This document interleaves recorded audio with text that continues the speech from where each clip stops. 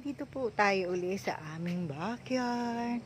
Ayan, tingnan nyo, ganito na itsura ng backyard namin kasi last year, binahato hanggang bewang, halos hanggang bewang, oo, bewang ko po kasi umabot siya hanggang dito. Yan, ito yung kulungan ng baboy ko.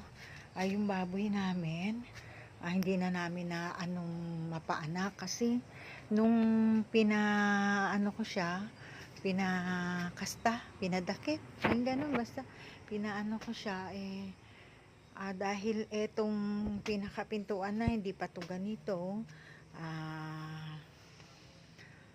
yung eto dito pa lang siya, tapos yan may hati pa, kalahati lang, hindi pa buong ganyan yung pintuan niya dahil masyado malakas yung baboy. Eto, tong pintuan na to nandiyan, yung pintuan nilalagyan ko lang ng alambre, mga alambre, nilalagay ko lang yung mga alambre dyan, tinatali-tali ko yung alambre.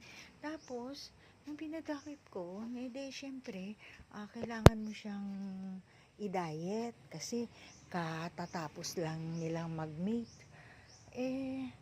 Kaano niya, nakain niya yung alambre. Nakain niya alambre. Hindi ko naman alam na may alambre pala sa bibig niya. Tapos ayun, pang tumusok sa lalamunan niya. Nung pagtusok sa lalamunan niya, yun po, sumuka siya ng maraming dugo. Natakot ako. Takot kami. Tapos, inobserbahan namin ng mga 2 days. Halos hindi na siya makakain. After 2 days, hindi na siya halos makakain. Tapos, nguya siya ng nguya na parang gusto niya matanggal yung pero hindi naman matanggal. Yung pinaka alambre, yung darat ang tawag dito. May kalawang pa naman yun. Kasi, syempre, old na yung alambre dahil mo.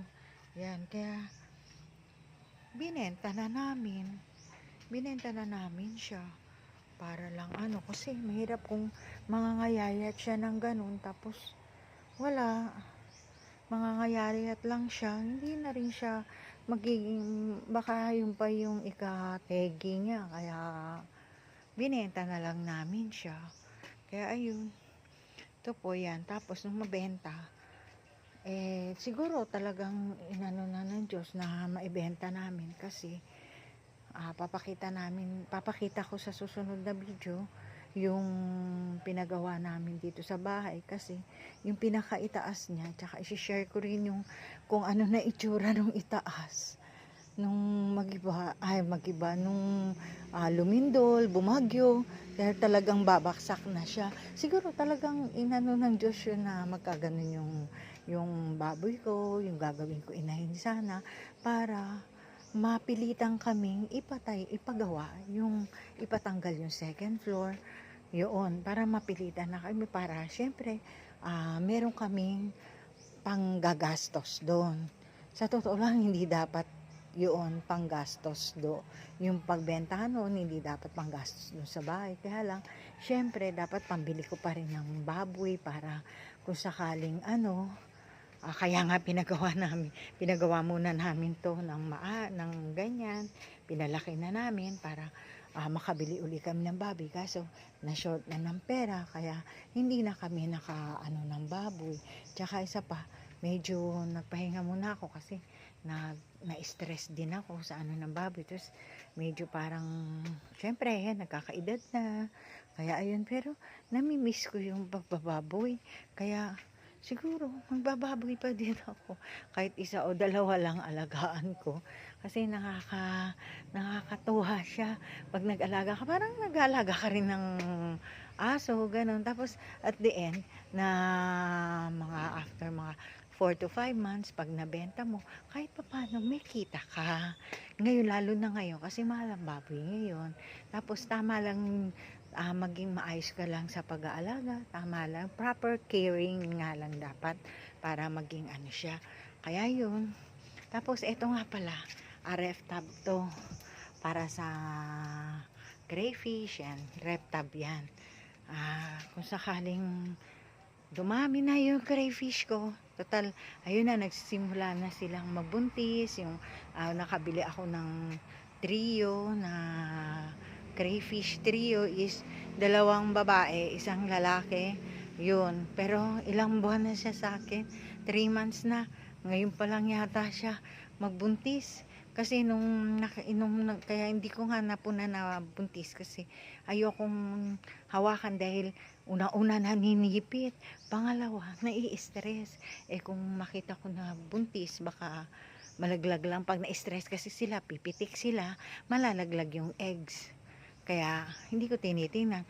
Nung maglinis ako ng filter box, nakita ko parang may siya, may mga gapis sa loob. Siguro na na absorb ng pump niya, ng papuntang filter box. Kaya ayun, nung tinignan ko, nung tatanggalin ko lang sana yung mga gapis doon sa filter box, ayun, nung tatanggalin ko siya, nakita ko parang mayroong ibang isda. Nung pagtingin ko, grayling pala. Tapos yung nakita ko yung iba, medyo parang mahina na siya. Ginawa ko, nilagay ko na lang sa ibang so sa susunod na video, papakita ko kung nasan sila, kung saan ko nilagay, pero hindi pa rin sila makakita kasi nagtatago sila sa lumot. Siguro mga after 5 days, doon pa, hindi 5 days, after 1 month, doon pa lang sila makikita ng totoo. Kasi doon pa lang magiging parang 1 inch, kulang-kulang 1 inch, yun. Andito po ako ngayon sa aming backyard. Yan. Kaya yan, pag wala akong magawa, yan, nilalagyan ko siya ng yan. Nalagyan ko ng tanim. Tapos ayan yung magulo pa nga tapos eto yung sira na yung akin lalagyan ng layer, pero may awa ng Diyos, lalagyan ko yan kahit 4 na layer talaga, kasi kailangan namin din. Yan po. Sige, sa susunod na video, yun na lang po. At papakita ko rin kung saan namin ginamit at kung ano nangyari sa bahay, kung bakit kailangan na mag-emergency kami na ipaayos yung bahay. Kasi delikado na po talaga. Okay, hanggang dito na lang po. Salamat po.